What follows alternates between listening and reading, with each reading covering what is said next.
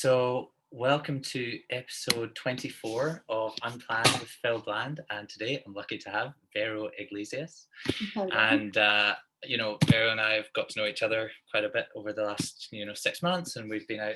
And she comes from Miami, but she's currently living in Glasgow, Scotland. Yes. And I thought she'd be a great person to speak to, just because she's traveled the world and experienced a lot of things. So welcome to the show. Thank you for having me. Great. So, how are things going with this whole lockdown experience? Scotland, being away from home. How's that? How's the whole thing feeling? It's feeling okay. I mean, I definitely take it day by day. If I would have known at the start of it that this would have been going on for 2-3 months, I probably would have gone home to Miami. But because I do live alone in an apartment, so it can get a bit lonely sometimes. But you know what? I'm also so grateful, and I've been keeping busy. I've been reading a lot. I had exams, so that kept me busy. And yeah, I've been, I'm so lucky in a lot of other ways. So I remember when we were all out just before this happened. We were out for drinks maybe the weekend before we went into lockdown, and if we'd known now what we knew, if we'd known then what we knew now, life's changed quite a bit. It would have been so different. And also my two friends were visiting me, my cousin and my best friend, and they, because of the whole lockdown situation, they didn't know if they were going to be able to get home and back to the States. And I was like, you guys need to chill. I'm like, if anything, you just stay here, no big deal. And here we are. Here we are. Haven't left the house in a long time. Wow. So, and also the hedgehog. Let's talk about the hedgehog for a second. Okay, a lot of people have questions about the hedgehog. I know, it's important. So I've always wanted a hedgehog because people thought that this was like a quarantine purchase, like me just going a little crazy. But I've always wanted one. And I used to live in Los Angeles when I was an undergrad. And I lived alone at that time too. And I just wanted an animal, but I couldn't have a dog. And I loved hedgehogs. Like, you see videos of them on Instagram and you're like, how cute is that? So, but they were illegal in California, so I couldn't get a hedgehog. And then I was moving around. I think they're also illegal in Spain when I was living in Spain, so I couldn't get it then. And then I was just on Instagram, and I saw the cutest little video of a hedgehog. And I was like, let me see if they're legal here. And I checked, and they are. And then, within 24 hours, I found a breeder and made plans to buy her and got her to me. So good. I've never met anyone that decided to go out and buy a hedgehog and then just did it in lockdown. You know that hedgehogs are not just for lockdown, though. They're for life. No, I know. She's my emotional support animal, which, by the way, she has zero desire to be that for me. But I'm absolutely in love with her. Do you think she's in love with you? No, not yet. She has moments.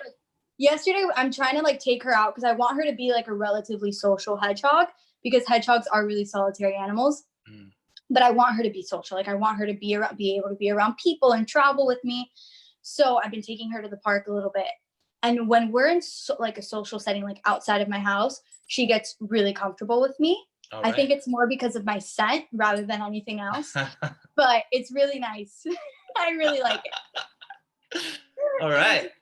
I didn't know you lived in Spain. That's crazy. Yeah, I lived in Barcelona for a year. Wow. So yeah, we've just got to know each other since Vero moved to Scotland, but I haven't actually had the chance to dig into bit of the background of how you ended up in this. I feel like we always just get deep in conversation, but know very little about. It's usually about boys. Let's be honest. We'll go there. Oh my. Listen, and your love life too. It's not just boys. We talk about girls on your end too. Okay? That might be true. Relationships in general. I see what you did there. You just turned that back on me, so I don't go there. You're trying to make it seem like I'm over here just talking about my love life. When in reality, but we can get there later. Okay, cool. We'll get there. I did live for Spain. I did live in Spain for a year. So wait, you lived in Miami and then you grew up in Miami? I grew up in Miami my entire life, in an island called Key Biscayne. It was I mean, yeah, it's nothing better than growing up where I did. I went to an all-girls school, Catholic school for 13 years. The best of times. Would love to go back, to be honest with you. I think I peaked in high school. I don't think I peaked in high school. I know I peaked in high school, and it was just amazing. In what way did you peak in the high school? Because you know what? In high school, imagine it was 80 girls. Well, actually, it was like 170 in the entire high school. But it was me and my closest friends that I've known since I was born. And we would just be at school every day, no makeup, hanging out. Our classes were really difficult, but our school was also like work hard, play hard. So when we weren't in class, we were laughing, having the best time, just like, wow. And our parents would take us to all the parties and we never had to pay for anything. And imagine, I grew up on an island, so we all lived blocks away from each other. That's and it awesome. was just, yeah, it was amazing. We'd go on the boat and just like didn't have any responsibilities or worries. It was amazing. I just thinking about it now, I'm like, do you think a lot of the people, it's the same kind of small town as well, do you think a lot of people stayed there? You know, you've had a bug to go traveling, so did a lot of people stay there? Like, why did you feel like the need to go check out the world? So yeah, it's a difficult thing for me, and has proven to be difficult as I continue like thinking about future plans, because a lot of people end up going back to Miami because, like everything I said, it is so great. Like, it's one of the best places to grow up. Why wouldn't you want to continue to live there? But for me, I just always kind of wanted to get out a little bit, and not necessarily get away from it, but just experience something new. So a lot of my friends went to university in either Boston or New York or DC. And they met a ton of new people and had amazing social lives, but a lot of them had the comfort of each other. Versus I decided to go to Los Angeles and basically start anew. Didn't know anyone. I had 2 friends who went there, but also went to different schools. And how old were you? I was 18. Wow. And you just decided to pack your bags. What did your parents think? Well, my mom always raised me to get out. You know, she's like, college is your time to go and experience new things. She actually didn't allow me to apply to any schools in Florida. So I wasn't even allowed to stay home. Yeah. I think now she's regretting that mentality. Now that I'm living in Scotland, she's like, okay, you took that advice a little too seriously. But no, it was different. And I was far. You have a 3-hour time difference, which doesn't sound like a lot, but it is, in morning and night kind of thing. And it's a 5-hour plane ride. But it's a long way, yeah. I started a new life for myself, essentially, and met amazing people, still have those friendships, learned a lot about myself. Yeah, it was incredible. I'm really glad I did. It kind of taught me that I wanted more, and that's why I've continued to get out. So one of the reasons I decided to move to Spain is because I studied abroad in Madrid during my undergrad. Meanwhile, none of my other friends were going abroad. I didn't know anyone else that was going to Madrid, but I was like, you know what? This is what I want to do. It's a great experience. Just go and I'll figure it out. And I went, and thankfully I knew a few girls who were also there, and we had the best time. But I learned that I like being able to travel. I like meeting new people that have different experiences than I do and grew up in a different way, and having conversations with them. And it kind of fueled me. So I canceled all plans of going to law school in the States and then moved to Barcelona. And now I'm in Scotland.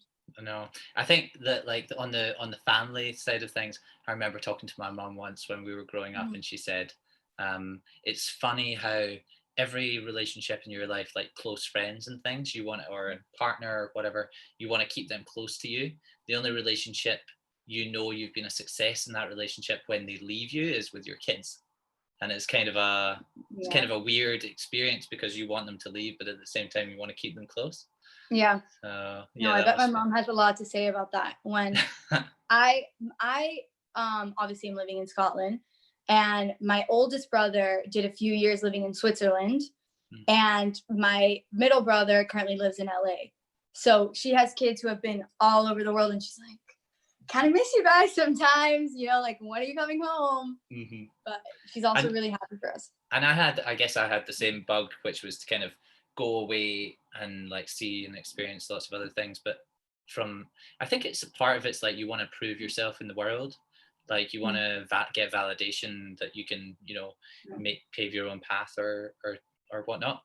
And then as I've gotten older, I kind of moved back to Glasgow, and I'm actually kind of now at the point where I'm like, I'm not really like, I kind of got validation from being able to move to London or move to New York or whatever. Yeah. Like, and now coming home, it doesn't feel like it's a problem. It almost feels like you realize sometimes as you get a bit older, the things that are important. Like, you know, your close friends and family and things like that. So yeah. I mean, I don't know, I feel like it's one of those things that I think there's a lot of validation that I search for, especially when it comes to my family, where I'm like, hello, I moved to Scotland without knowing this. First of all, had never been to Glasgow.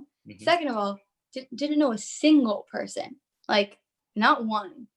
And I'm like, can someone give me some props for that? Like, is there an award I'm getting? Like, can get some recognition? But at the same time, I know what I want from life. And that's why I'm currently thinking about my future, anxiety. And I'm really genuinely consider pursuing a career in law in the UK, which for my family in the States, they're like, why would you do that? Can you practice if you ever need to move back? And I'm like, I genuinely don't think I'm gonna move back. And that's why I want to commit myself to, you know, to this life. And it's absolutely terrifying. I mean, I studied law at uni. One of the things that kind of stopped me from practicing was that it's kind of limiting in a way, because like for me, I wanted to be able to pick up and go to different places and live in different countries. And obviously if you're practicing law anyway, it's like one country, one kind of limiting factor. So that's good. So just kind of going back to the LA days a little bit. So like what so were you at uni? Did you and then like how did you make friends there? Like for me, for the first time when I moved away, it was just like it's pretty scary at first when you first move from a hometown and meet new people. So how did you deal with that? So my social life was really funny in a lot of ways. I moved to LA, and we had to live on campus in the dorms. And that's how I met a lot of my friends that I'm still very close with. It's because they lived across the hall. We lived in the same building. So that's how I met like some of my long-lasting friends. And I also joined a sorority my second semester, which also helps making connections and having a social life. But really how I met some of my bestest friends who I was with every weekend was that I went to my other friend's university and I was at a frat party. And I just met these guys who were older and didn't even they must have been like 23 at the time. Like they were already past their uni days. And I just started conversation with them and we got along really well. And then they would just call me every weekend and I'd go out with them. And I was pretty much hanging out with an older crowd ever since I was 18. So I kind of had my school friends and then I had the people I'd go out with. Yeah. And you're kind of doing that. You're kind of doing that now in Scotland as well, aren't you? I am. It's just the pattern. You want to be the baby of the group. I know. I like being around people who are wise, you know? Experience. Yeah. But I don't even know if I'd call those people that. But but yeah, so then my second year when we didn't have to live in the dorms, I decided to move to like Beverly Hills, which was like 40 minutes away from school. And I wanted to just like experience LA, not as a college student, but as kind of like a young adult. So that was different. My mom was like, what are you doing? But it was great. And I had a great social life. But LA is a difficult city to live in. Very difficult. In what way? Because you have the whole like industry and people are singers and actors and that whole lifestyle. And then you have, you know, the people who want to be those things or want to be friends with the people who are known for it. And I'm someone who was a political science and theology major, and that isn't necessarily, those aren't my interests. And I don't really care, you know, what you do with your life, whether it's act or whatever. And sometimes the morals aren't the best, and people can be a bit superficial, which was tough for me. Yeah, I think anytime that I've been to LA, I've noticed like it was very different from New York, where the conversations in LA are just like it's so many names get dropped within like a short conversation, and you're like, I don't know who half these people are because I'm not paying enough attention to caring enough about knowing certain profiles or whatever, because I'm just trying to live my life.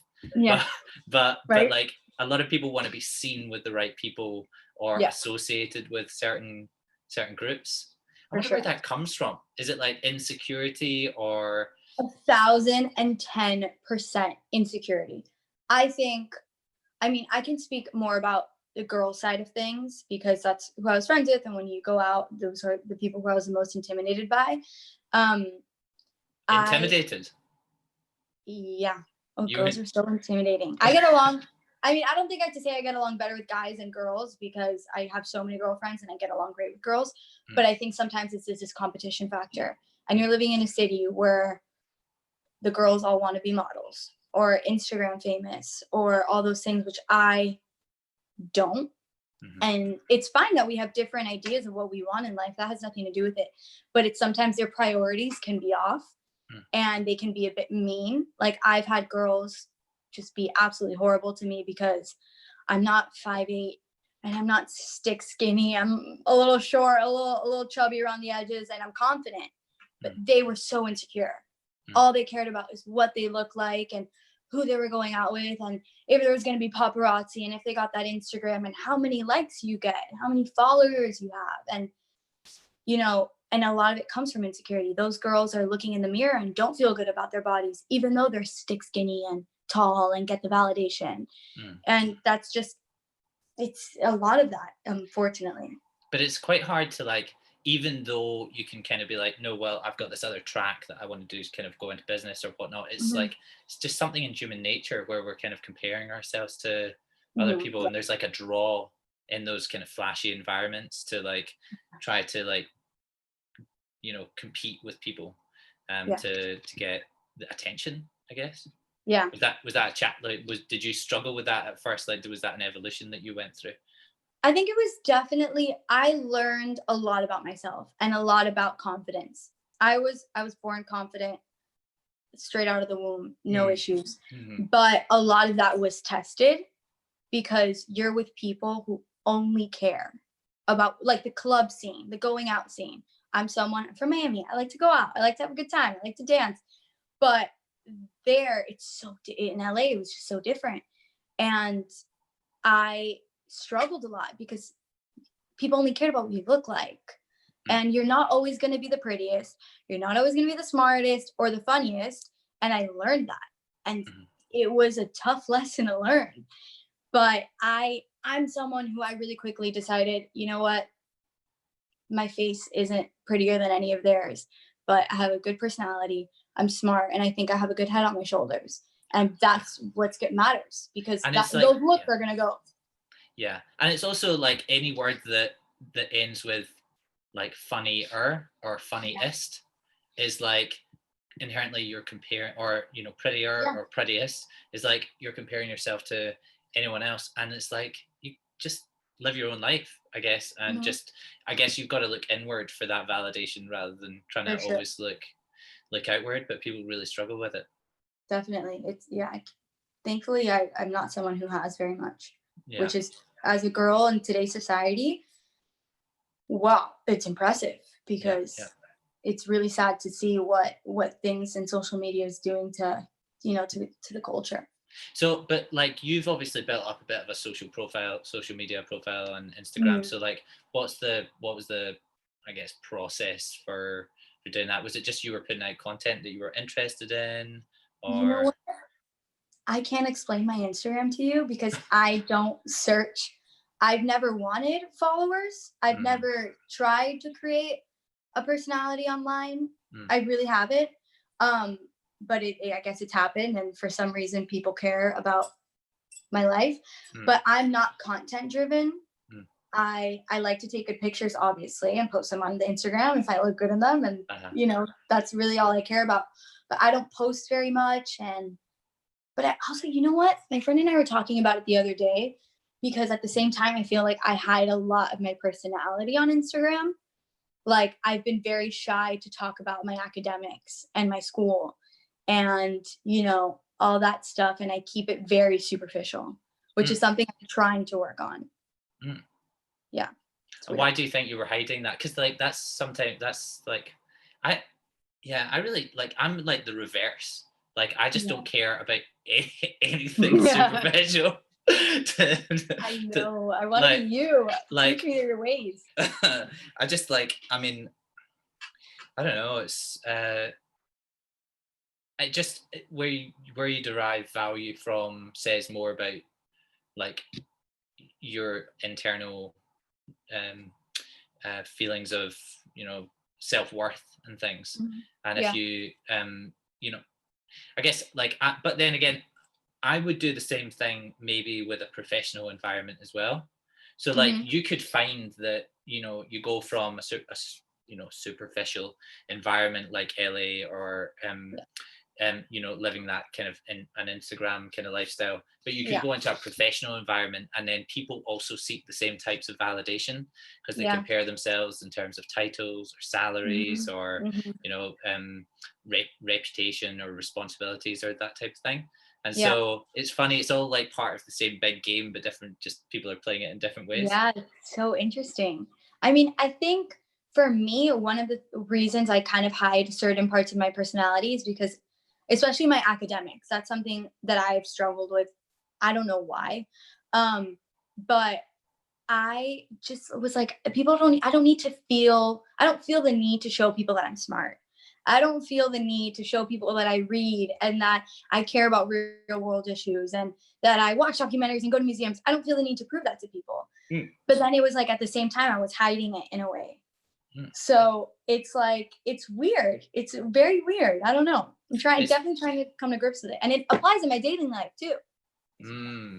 Well, it's kind of like sharing the stuff that you think the other people are going to want versus sharing the stuff that you're just interested in. And then you get less satisfaction from that, even though you're getting the validation, because you're essentially, you get more satisfaction from talking about and sharing things that you care about than you do from pleasing other people. So but it's like, it's hard to do because you think that if you get less likes on a post or something like that, talking about your dissertation or what you're working on, like, if no it's one not wants to hear about that. People actually do care. That's the weird part. Like, people care. Like, I think you replied to that story that I posted all these books that I had read during quarantine. See, that's the only thing I care about. Right?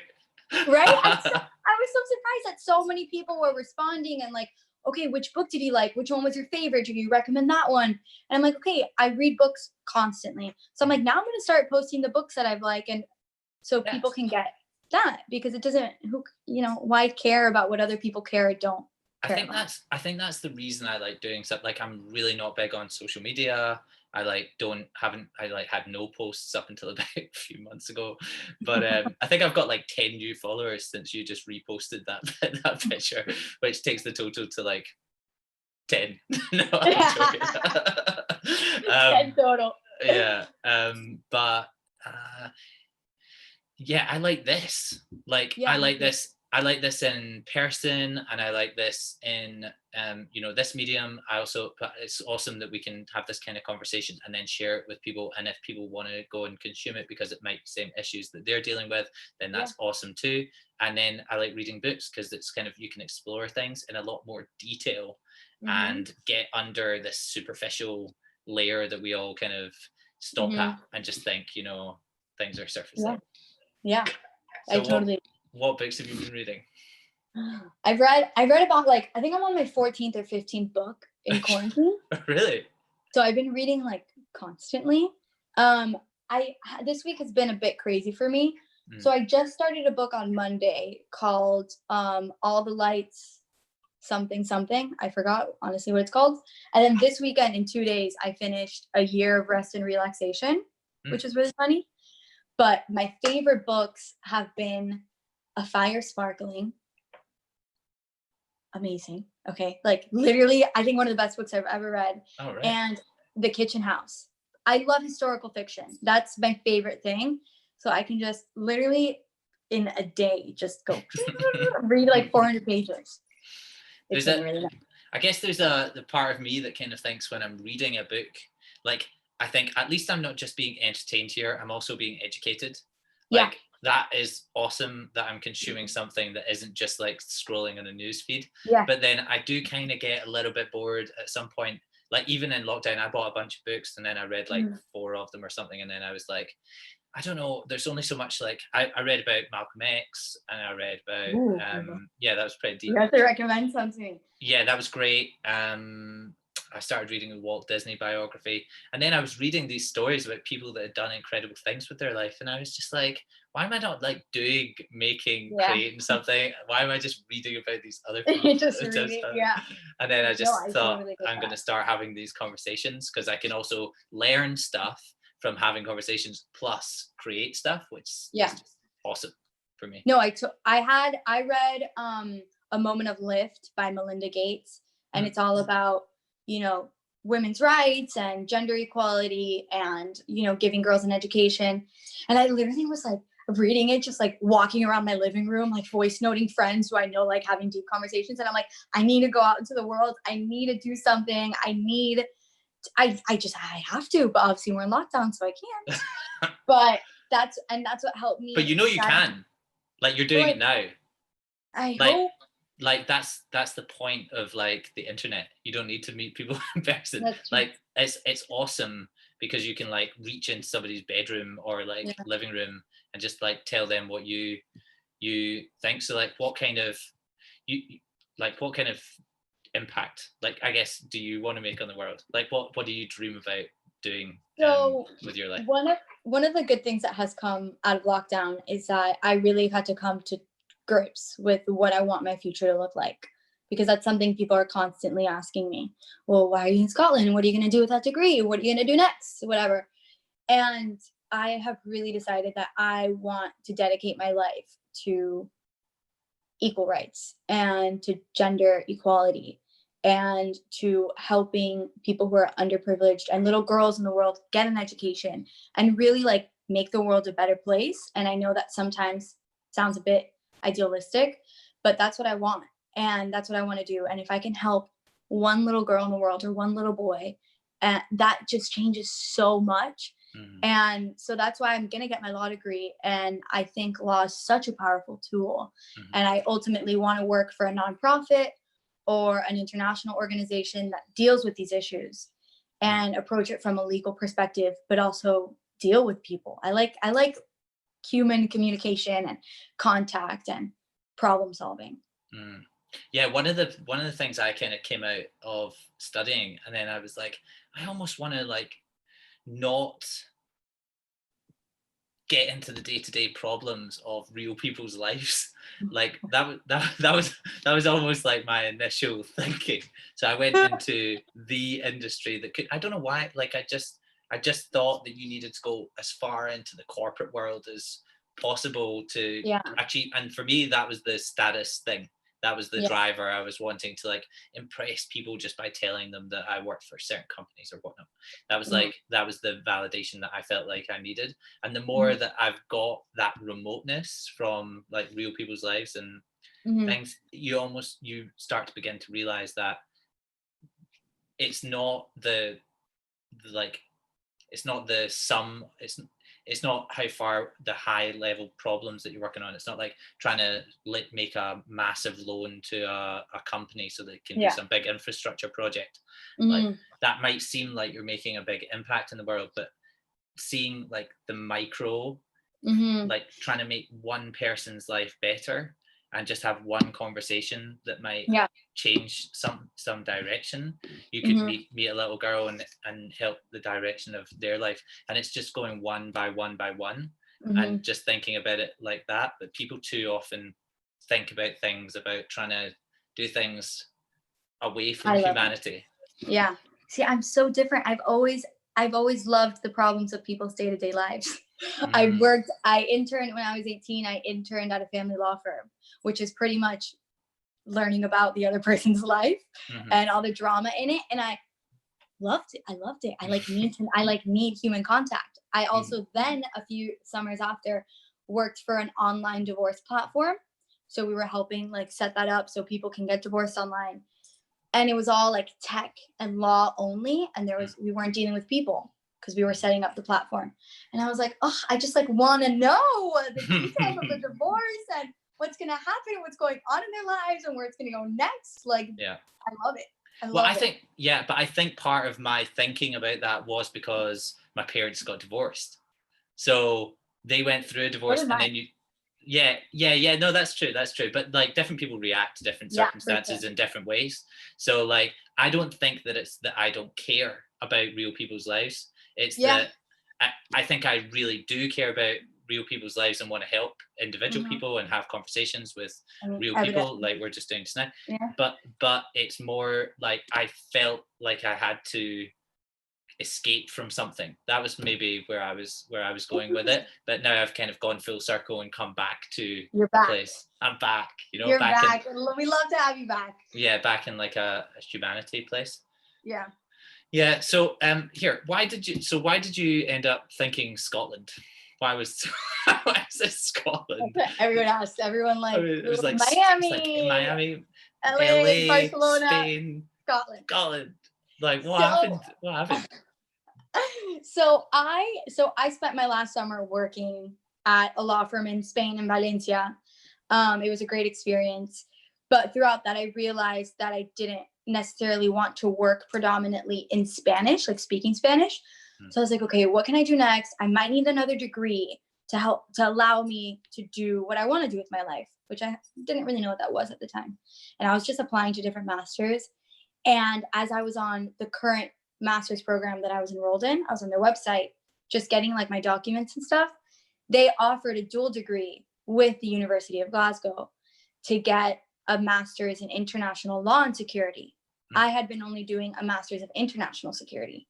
So it was the legal side of everything I had studied. And University of Glasgow, so well ranked, especially in law. So I was like, you know what? Let's apply. And I had seen the show Outlander and I fell in love with Scotland. And I was like, I want to go to Scotland and the Highlands and learn all about the history. And I was so like, this seems so fun, and drink whiskey. I'm a big whiskey drinker, as I think you know. So I was like, Scotland sounds like the place. And I was like, you know what? YOLO. I'm going to do it. Why not? It seems like a great opportunity. And so here I am. In Glasgow. Here you are in Glasgow. Everyone in Miami thinks I live in Ireland. I'm like, nope. Different place. Different. Do you know that when I lived in Scotland, somebody turned around to me and said, somebody else had a boyfriend with an accent. And I was like, oh, they were like, he's so like you. And I'm like, oh, really? And they're like, yeah, he's got an accent. And I was like, oh, cool. Is that it? I said, where is he from? He said, Germany. And the German accent is so different. But like in America, it seems like you're a bit of an anomaly in that sense, because not many people explore the world. They don't really see the value in kind of going to other countries, and it's almost as if like the rest of the world has an accent and then you're American. So true. People like this, they're like, I don't even understand anything they're saying. I'm like, it's not that hard. They're speaking English, first of all. If you want to talk other languages, all right, I understand the difficulty with that. They speak English in Scotland. FYI, people. Just a fair warning. And I've had to explain the whole United Kingdom to a lot of people and how that works, because people are confused about that. Yeah. So I had to do a lot of explaining on that when I was back home. I think that's a bit of a tricky one. I always struggle with that as well, because it's is Northern Ireland? I mean, I don't struggle with it, but people get confused about Ireland. Oh yeah. Well, Ireland's definitely because of Northern Ireland. Okay, I can get that, but I'm like, Scotland. They're like, where is, when I feel so bad putting this, hopefully this person doesn't watch, but he was like, all right, so where is Scotland on a map? He's like, if the United Kingdom is here, Scotland is here. Scotland is in that part of the map. Part of it. And you know what? In his defense, he was like, I'm about to ask a stupid question and I know it's stupid. And I'm like, all right, that was a stupid question. I'm just being honest here. Yeah. Right, here, I've got a good one for you. What about you've been to so many countries? Tell me how that's impacted relationships, like over time, moving from country to country.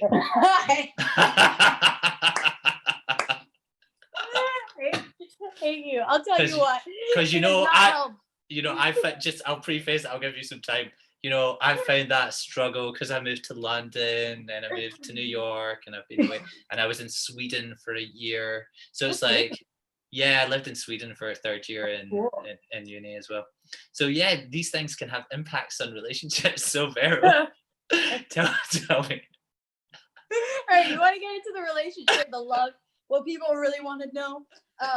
So it's not, it doesn't help find a relationship. I think especially not only traveling, the fact that I travel a lot, the fact that I haven't been in one place for more than a year and I haven't like really put my feet in the ground kind of thing has been the main issue. Because it's like, if I meet someone right now in Glasgow, which I can't because we're in lockdown, but let's say I could, it's like, I'm moving to London in a month. So like, what's the point? Like long distance relationships aren't ideal. So it hasn't been great. We can add, in addition to the fact that I have commitment issues, it's just overall an issue. Okay. Relationship. So do you think that you move country partially because you've got do you self-sabotage? I wouldn't consider it self-sabotage, but I definitely, someone in my life calls me the gypsy. Right. Because I'm just someone, I just go and I go around and my independence is so important to me. And I think it's less of a fear of commitment and more of a fear of losing independence. So I think all those problems kind of, mix together to cause relationship issues and why I probably move so much and why I don't see myself always in like one place or staying put. Probably so many reasons. So why do you associate relationships with losing independence? It's so good. I knew this was gonna happen. I think, not to put my ex on blast, love him dearly. He was great, but I think in that relationship, my first relationship was a bit controlling. And I felt like sometimes society in this weird way kind of puts this idea in your head that when you're in a relationship, you need to be with that person all the time and your lives are now combined into one. And that's just, I turned into that, to be honest with you, when I was in that relationship. And then I've discovered all this independence, living in different places. Partly, that's kind of both maybe from a controlling perspective, but it's also partly you conforming to certain things, and so you almost like can put yourself in a situation. I'm not like, it takes two to tango, but obviously there's something very often a guilty party in controlling situations, but quite often you can, by conforming to certain pre-prescribed social conditions or expectations, you can end up putting yourself in a position by pleasing other people and making their like meeting their expectations, you can end up living a life that you don't want to live. And that's why it's been so hard for me to get in a relationship, because the moment there's one baby sign that you might be a little bit controlling, I'm out. Like, out, zero interest, like, repulsed by you. And maybe I was into you on the first date, but if you show any signs, I'm out. And that's been difficult for me to even have, just like, forget about being in a relationship, a dating life. I'm just so picky because I don't ever want to be controlled. And I have a strong personality and I can be a little bit much. So it's just, whatever. But is that I'm loving this. I am loving this. So, but I want to explore this a bit more, right? So, yeah, let's do it. okay, so Your then therapy session, should I pay you for this? Like, should no, I just? this is good. This is good. Like, no, the internet is going to pay one day. So, Amazing. so okay. So controlling is one thing. Mm-hmm. Treating someone aloof is another thing, and acting like you don't care, like being like kind of standoffish, does that make that like, what is it about that is attractive to some girls? Are you mean to me? Why is that attractive to me? Yeah. Well, is that attractive to you? You know what my psychologist told me, that I tend to go for guys who have commitment issues because I have commitment issues. And I'm like,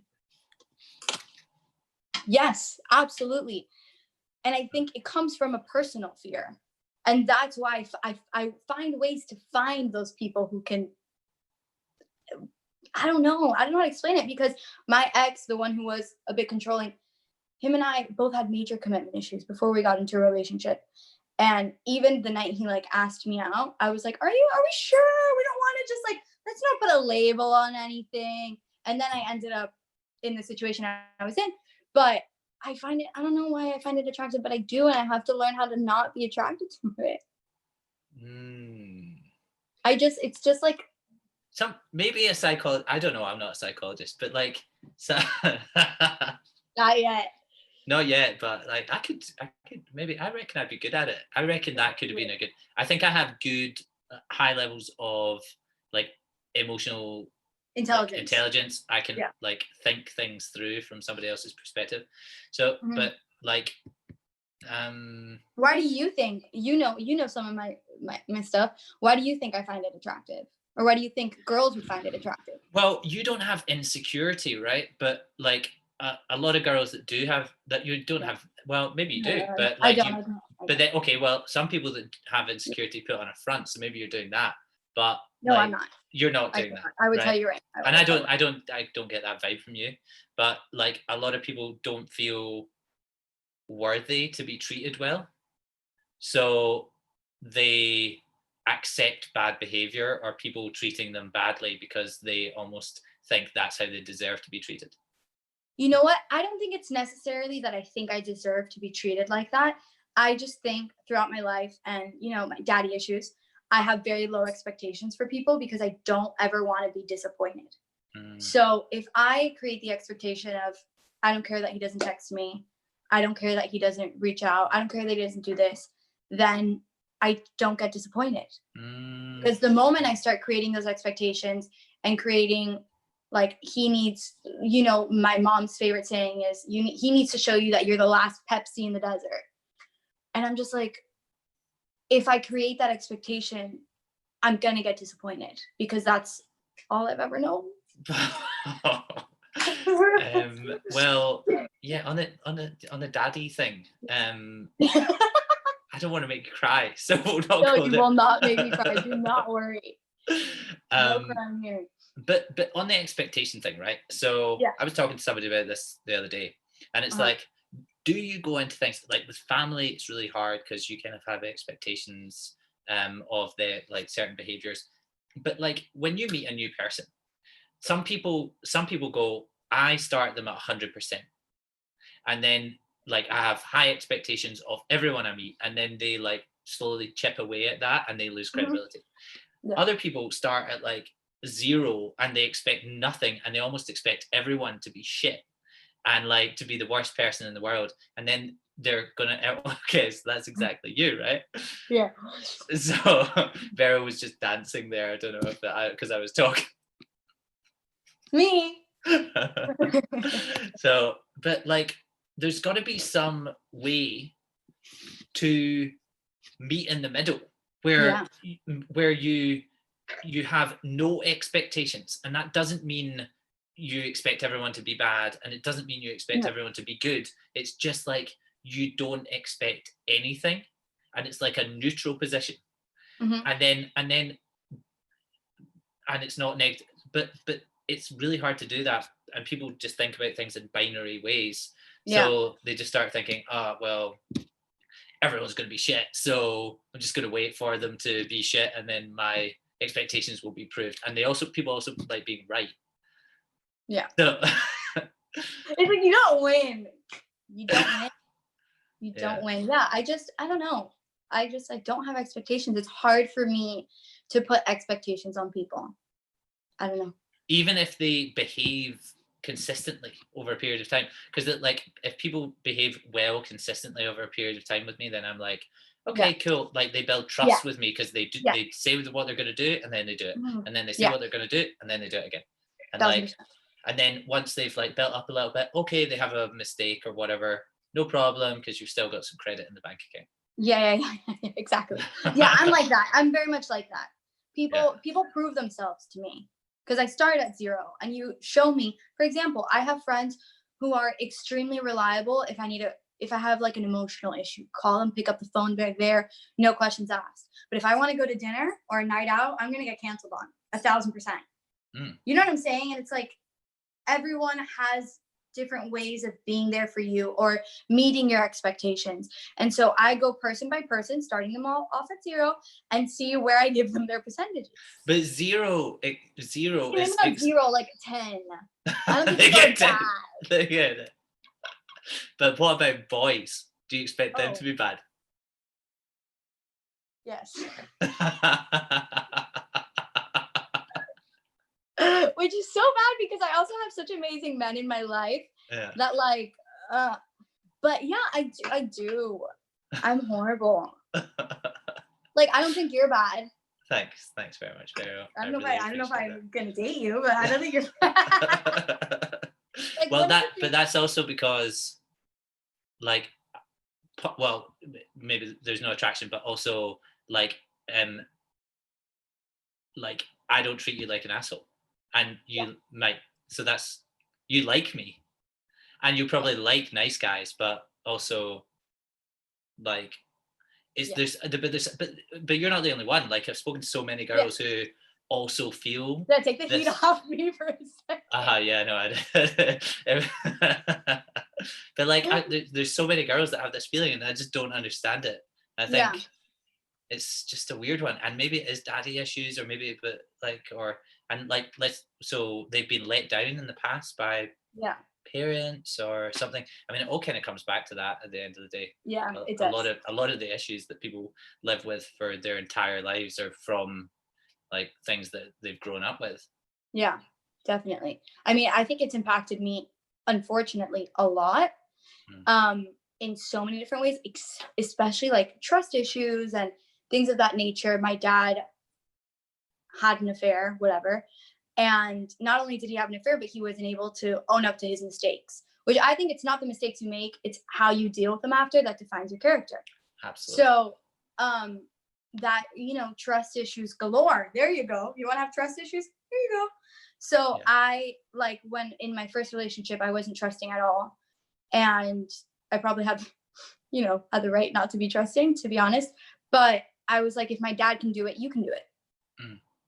And that's a phrase that goes in my head a lot, which is unfortunate, but I mean, it's kind of true to a certain extent. And then one thing that my mom gets really frustrated with me and my relationship issues, because she's like, you need to learn how to be vulnerable. Like, you don't know how to be vulnerable. I've been called cold by so many guys and they're right. And I am cold. And a part of me is very proud of that.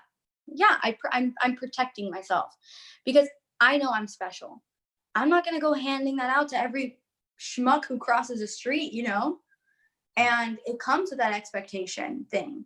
And a lot of guys show me what expectations or what I can expect from them right away. So I'm not vulnerable at all. I don't think I've ever been vulnerable since my first relationship, which was 6 years ago. So, concern, red flag. There's got to be a age, although these things like still like have an effect. So there's got to be a point where you stop. Like, I'm talking for myself as well. Like, stop blaming things on parents. Like your life decisions or things that happen in your life. Like, I kind of got to got to a point with that as well, where you know, with separated parents and stuff, like Yeah. you can blame all you want, but anytime anyone blames anything on anyone, it's just an excuse not to be accountable for the things that are going on in their life. 1,000%. So yeah, I just love. What? I like to get the pressure off of me a little bit. It's his fault. He did this to me. I know. See how I did that? I was going really, really suffocating you there, and then I just pulled it back, and now we're talking about something completely different. This is such a classic. Such a classic. I think it is. Yeah. Is there anything else you wanted to talk about? We're kind of coming to the end of the hour. No, I feel like we really. Is there anything else you want to ask me? No, I think I went all in. I think he did. You know what? Stay tuned, people. I will figure it out. she's gonna figure it out. Well, I think that's like a good point to end on for the Zoom community, because we're all on our own journeys and we're trying to figure it out. Just figuring it out. And it's never going to be perfect. No. And you're never going to solve everything. I mean, I can't be perfect. I already have everything else going on in my life. So relationships just had to take the hit. Yeah, and it's a balance, and you're trying to find the right thing, and you'll figure it out. But listen, it has been brilliant having you on the show, Vero.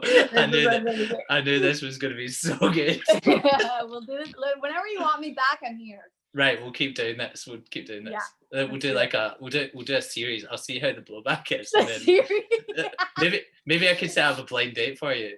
You know what we should do? We should start sending me into the wild and see how I do with certain men. Come back and talk about it. Amazing. I like it. All right. Great having you on. Thanks so much. Really grateful for you making the time. Of course. Bye. See you later. See ya. Bye.